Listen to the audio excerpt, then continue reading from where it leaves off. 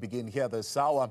The City of Tshwane Metro Police recruitment process continues to be under scrutiny following allegations of corruption and nepotism. A Section 79 committee has been conducting an oversight visit to the Metro Police Training Academy following claims of mismanagement and the irregular processes that have been reported there. Earlier this year, a woman was arrested after claims of attempts to bribe a senior official involved in the recruitment process. We're joined now by the MMC for Community Safety in the city of Tshwane. That's MMC Hannes Kutsi, and we're hoping in a moment we'll be joined by one of the recruits as well, Karabo Molefe. But MMC, welcome, good to have you, and thank you very much for your time. Key concerns, as I mentioned there, that have been raised: one, mismanagement; two, a lack of training; and three, irregular processes between the periods 2025 and 2026, more importantly, being included there. Are these issues matters that have been in your purview? Are you aware of them? Thank you very much for the opportunity. Yes, we received a petition from a group of people. We have processed it through the proper channels. Because let me say from the beginning, in the HR processes, because remember this is now 200 recruits that has been taken out of a group of 23,000 with the application. So HR processes, we left them so that they can do the proper processes. And this is where I heard you saying that, and you are correct. The HR process has started, they have actually reduced them down to about 7,500. Due processes were followed, and then we picked up that there was one or two complaints. And normally, because we are a government that believes on zero tolerance of corruption, we have then requested that those processes be followed. The Community Safety Section 79 Committee has then paid a visit to TLMA, the training center, to have a look at the processes that follows. A due process was given to them through a presentation. Also, a follow-up on that, there was a report that served on the Section 79 Committee on the 6th of February, where it was in-depth discussed. A list was given to them of the 7,500 people. What has also happened is there was a bit of a discrepancy from some of the members. We then checked it on a spreadsheet system where we put all the different documents together, and we found that the 200 names that I queried is definitely appearing on all the lists. What we have then done is there was a couple of meetings. One was the TLMA visit on the 6th of February. The report of the Section 79 Committee appeared before the Committee for Scrutiny. The City Manager's Office was there, the legal was there, the different stakeholder departments was there. On the 17th of February. It was then referred to the council that has taken place on the 26th of February, but due to the long procedures that has taken place, it was then moved to the 5th of March, which is just about 2 days ago, where this report appeared before council for further scrutiny. And one of the recommendations was that we will then send it to Group Audit and Risk, that if there is any matters that is considered as incorrect, it will then be investigated through that. Like you mentioned, there was the 200 candidates, let's just go slowly at the MMC. You're saying the 200 candidates, are they found to have been irregularly appointed and they are still going to go further audit? Or what exactly are you finding about these 200 that seemingly are consistently appearing in both lists? Now, this one that I queried is people that went through the whole process. The spreadsheet that I'm talking about is that their names appeared in all the spreadsheets. They even went through the fingerprints that is actually been a document that is sent to SAPS for checking of your criminal records. The 200 that is there, the final ones that we're talking about, is the ones that was found to be competent to do the training. There's no criminal records on their, on their documentation. Right. So the ones that they are saying would have failed, for example, the trainee selection process. I mean, something like running the 2.4-kilometer run, carrying a 40-kilogram bag. They were still permitted to proceed with training while others were excluded. What did you find about that allegation? You see, there's processes that was followed, and what we've done right from the word go is in the past, they handed in just a normal printed CV application. The system was changed. It was done online because then there's a record that is kept for if in a case there is an investigation, then everything is on record. So then you cannot throw somebody's documents away and then say they were never submitted. But if you look at these people, there was different tests that was done even before the interviews. There was a 2.4. There was then also other tests, you know, they check for your health. There was a driver's license test. There was also an English language test today. So it's not to say that you pass one test that you then go through to the final. Yeah. There is certain tests that you do before you reach the final. And then it was, like I said, reduced to about 7,500, which they then did further test. And this is where I say that we stayed neutral from this process that was brought under our attention. It was discussed, and therefore we then done the visit at TLMA, and then also followed the other process where a report with the 7,500 names was issued to the Section 79 committee. And when I say in committee, it is a confidential meeting then to discuss, to find clarity and to see was there discrepancies or not. And finally, we then decided to send it to council. The recommendation to council was then let's make sure and be a transparent government, where we said to them, one of the recommendations was let's put it through group audit and risk, because then if there was any challenges that was coming from the side of HR, then it will be picked up in that investigation, and then we will deal with it. Because I don't believe. You see, let me be straight and honest with you. Sometimes what happens when there's 23,000 people, how do you appoint only 200? And one of the challenges that we did pick up is that sometimes councillors come to you and even officials come to you and say, yeah, but you know, we're upset with you because you don't allow my brother or my sister to be in the system. And we cannot allow that. If we say we're a government that is transparent, then it must be a clear process where people you know, cannot go through systems like the one that you've referred to.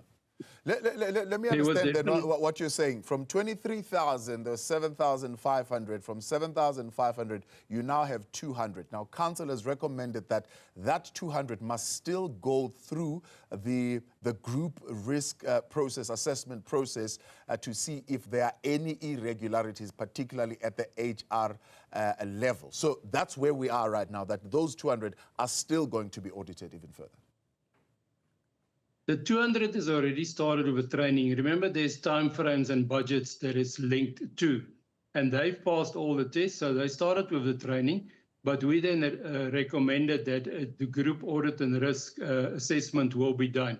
And we're all standing on the same principle that if there is found that one or two of them, you know, there was irregular processes, then we must deal with those processes.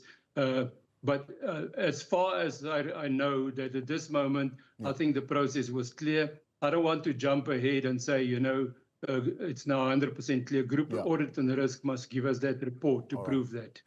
The question of bribe was also raised. I mean, the recruitment process, apparently there would have been a potential bribing that would have happened there. What has happened with those accusations? Are individuals reported to police? Have individuals been suspended? Are they being investigated? What's happening with that? What has happened is there was an email sent to one of the top officials, which was not part of this process, because remember, HR appoints a panel. And we don't interfere in that panel at all. The top management of TMPD was also not involved in this process because it's HR processes. There was an email sent to one of the top officials. He immediately then acted, and he gave it to our internal teams to investigate, and it was reported to the Hawks. The Hawks has then actually contacted this person to do a further investigation. And this woman was willing to pay up to 10,000 rand just to become on the list. And that kind of behavior we cannot accept in the City of Excellence. Therefore, the Hawks has actually taken this case, and this woman was then arrested for bribery. There was a case open for bribery. All right. Karabo, listening to the MMC, it seems there's been a stringent process of selection from 23,000, 7,500, now 200. He believes those 200 have actually gone through the competency test properly, but they are still going to go through audit and risk assessment to ensure if there were any other HR irregularities. How do you feel about the process that this recruitment has followed? I'm not satisfied with the recruitment process because of the time on the date approximately between the 12th and 20 November, we participated in the physical evaluation assessment, which included 2.4 kilometers run and jumping over approximately 1.8 high wall and run while least holding punching bag. And then to my surprise,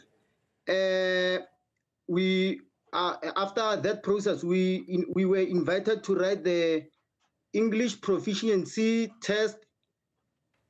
And before we wrote the English proficiency test, and the date was scheduled between between the 20th and 25th of November.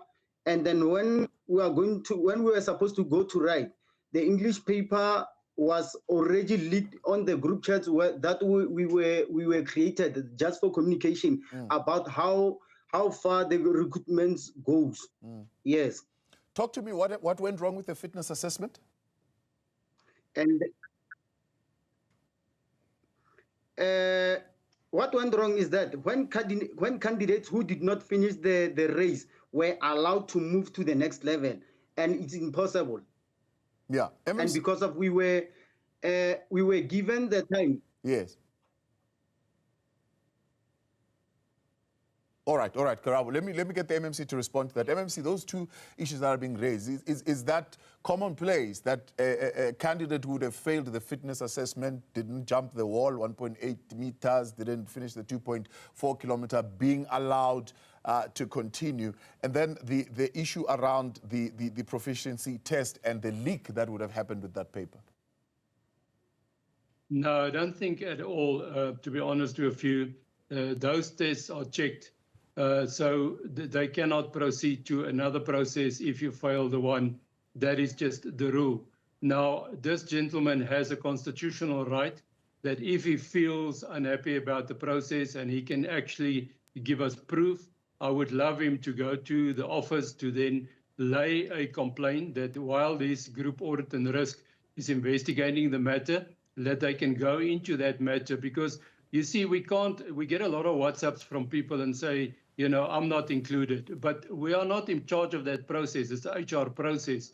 What we have suggested in the future is that, you know, when you come to a certain point, maybe an email or a WhatsApp can be sent to the people that will then give them comfort. Because I agree with him where he says that, you know, I want to know where we stand in the process, that I pass or that I fail. But I think there's a system by Group Human Capital already that they put in place that in any applications in the City of Tshwane, so you cannot proceed to another process. But he's got the constitutional right to lodge a complaint, and it will definitely be looked at. Karabo, do you have, I mean, don't give it to me now, but do you have proof and name of, there is this individual, he's in the 200, he failed the fitness test and was allowed to proceed further? Or do you have screenshot of saying, well, this is the English proficiency test was leaked on this group?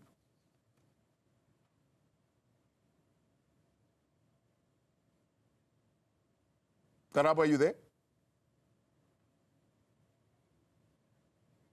All right, we seem we have lost Karabo's connection there, unfortunately, and I would have loved to have engaged him a little bit further. But MMC, all in all, I mean, if indeed that proof was to be given and furnished to you, what steps are you then going to take? This is why we have referred through the council. We made a recommendation to say that if any discrepancy has been found, It will be done through the group audit and risk, and also the internal team from the TMPD. We call them internal affairs. So they will then investigate that complaint. And like I said from the beginning, you know, when you get 23,000 people and you have to just include 200, it is a very, very strenuous, difficult. And I know if you look at the jobless rate at this moment, it's up to about 40%. And people are desperate. People will do anything to be there. But any investigation, if they can give us the proof, we will not even hesitate to investigate any complaint, and we will give them the correct answers for that. This is why I said we are a government that comes to the people to serve the people. We want open transparency in every process, but it's the first time that I hear that any test was leaked. I don't think that is a true reflection of what happened, but he has the constitutional right to lodge a complaint directly to the TMPD or to the HR processes. He can contact us anytime. I'm even willing to give him my cell number to then refer him to the correct person where he can lodge the complaint. And I'm even willing to give it to you now on TV. That is how open and honest we are with the whole process. MMC, we appreciate your time and thank you very much for coming on. We'll definitely pass on your number to Karabo so that he can be able to send that directly to you. And